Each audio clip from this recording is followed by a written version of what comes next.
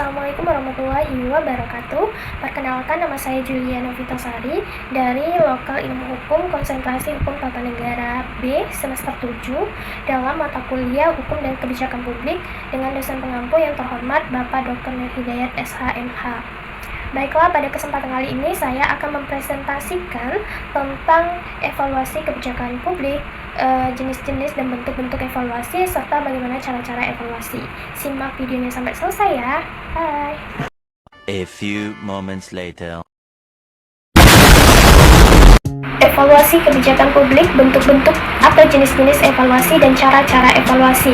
Pengertian evaluasi kebijakan publik. Evaluasi atau penilaian publik merupakan suatu aktivitas yang dirancang untuk menilai hasil-hasil program pemerintah yang mempunyai perbedaan-perbedaan yang sangat penting dalam spesifikasi objeknya, teknik pengukurannya, dan metode analisisnya. Dalam arti spesifik, evaluasi itu berkaitan dengan produksi informasi mengenai nilai atau manfaat dari hasil kebijakan. Adapun yang menjadi ciri-ciri evaluasi kebijakan, yang pertama adalah tujuannya menemukan hal-hal yang strategis, yaitu untuk meningkatkan kinerja kebijakan. Yang kedua, evaluator mampu mengambil jarak dari pembuat kebijakan, pelaksana, dan target kebijakan. Yang ketiga, prosedur dapat dipertanggungjawabkan secara sistematis. Yang keempat, dilaksanakan tidak dalam suasana permusuhan. Dan yang kelima adalah mencakupi rumusan implementasi, lingkungan, dan kinerja kebijakan. Selanjutnya, menurut Wibawa, fungsi evaluasi kebijakan publik itu terbagi menjadi 4. Yang pertama adalah eksplanasi. Melalui evaluasi dapat dipotret realitas pelaksanaan program dan dapat juga dibuat suatu generalisasi tentang pola-pola hubungan dimensi realitas yang diamati.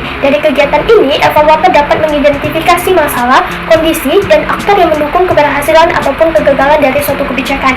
Yang kedua adalah kepatuhan. Melalui evaluasi dapat diketahui apakah tindakan yang diambil para pelaku kebijakan itu sesuai dengan standar dan prosedur yang ditetapkan kebijakan.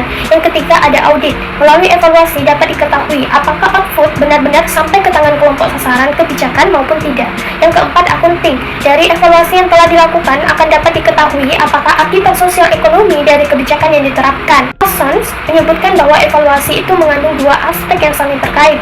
Yang pertama adalah evaluasi kebijakan dan kandungan programnya. Dimaksudkan di sini bahwa hal yang dievaluasi itu apakah program tersebut dapat menjadi solusi dan berdampak bagi masyarakat.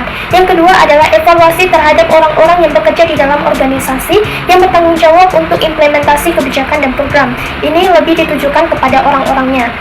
Selanjutnya, evaluasi dapat dibagi menjadi 3 menurut ini. Yang pertama, evaluasi sebelum pelaksanaan. Yang kedua, evaluasi pada waktu pelaksanaan atau prosesnya. Yang ketiga, evaluasi setelah kebijakan. Howard dan Rames mengatakan bahwa evaluasi kebijakan terdiri dari menilai apakah kebijakan publik itu mencapai tujuan yang diinginkan, dan jika tidak, apa yang bisa dilakukan untuk menghilangkan rintangan yang menghalanginya. Adapun aktor-aktor yang terlibat di dalamnya, yang pertama adalah birokrat, yang kedua politisi, yang ketiga NGO, stakeholder lain yang terkait dengan kebijakan. Selanjutnya adalah bentuk-bentuk atau jenis-jenis evaluasi. James Anderson mengatakan bahwa pada prinsipnya setidaknya ada 6 masalah dalam proses evaluasi kebijakan. Yang pertama adalah ketidakpastian atas tujuan-tujuan yang disusun untuk menjalankan kebijakan itu tidak jelas. Yang kedua adalah kausalitas, perubahan-perubahan yang terjadi dalam masyarakat atas faktor kebijakan. Yang ketiga, dampak kebijakan yang menyebar. Yang keempat, kesulitan-kesulitan dalam memperoleh dana. Yang kelima, resistensi pejabat atau dia menyembunyikan kegagalan dari suatu kebijakan. Yang keenam adalah evaluasi mengurangi dampak, evaluasi yang diabaikan meskipun itu benar adanya. James Anderson membagi evaluasi kebijakan itu dalam 3 jenis. Evaluasi yang pertama, evaluasi kebijakan dipahami sebagai kegiatan fungsional. Dalam kaitan ini, para pembentuk dan administrator kebijakan selalu membuat pertimbangan-pertimbangan dengan tentang manfaat atau dampak dari kebijakan, program, dan proyek yang akan dijalankan. Yang kedua, evaluasi yang memfokuskan pada bekerjanya kebijakan atau program-program tertentu. Yang ketiga, evaluasi kebijakan sistematis. Melalui evaluasi sistematis ini melihat secara objektif program-program kebijakan yang dijalankan, dapat mengukur dampaknya kepada masyarakat dan melihat sejauh mana program-program itu tercapai tujuannya. Sedangkan menurut Bingham dan Kerbinger, dia membagi jenis-jenis evaluasi itu menjadi 4. Yang pertama adalah evaluasi proses yang berfokus pada proses implementasi. Yang kedua adalah evaluasi impact yang memberikan fokus kepada hasil akhir dari suatu kebijakan. Yang ketiga, evaluasi kebijakan yang menilai hasil kebijakan dengan tujuan yang direncanakan dalam kebijakan pada saat dirumuskan. Dan yang keempat adalah meta evaluasi, merupakan evaluasi berbagai hasil temuan dan berbagai kebijakan yang terkait. Pun cara-cara evaluasi menurut Edward Sukman dengan pendekatan praktis menyebutkan 6 langkah evaluasi kebijakan. Yang pertama, mengidentifikasi tujuan program yang akan dievaluasi. Yang kedua, analisis terhadap masalah. Yang ketiga, deskripsi dan standarisasi kegiatan. Yang keempat adalah pengukuran terhadap tingkatan perubahan yang terjadi. Yang kelima, menentukan apakah perubahan yang diamati merupakan akibat dari kegiatan tersebut atau karena penyebab lain. Beberapa indikator untuk menentukan keberadaan dampak. Menurut Widodo mengajukan 5 tahapan untuk melakukan evaluasi terhadap kebijakan, program, dan kegiatan dalam ranah publik. Yang pertama itu adalah mengidentifikasi apa yang menjadi tujuan kebijakan, program, dan kegiatan.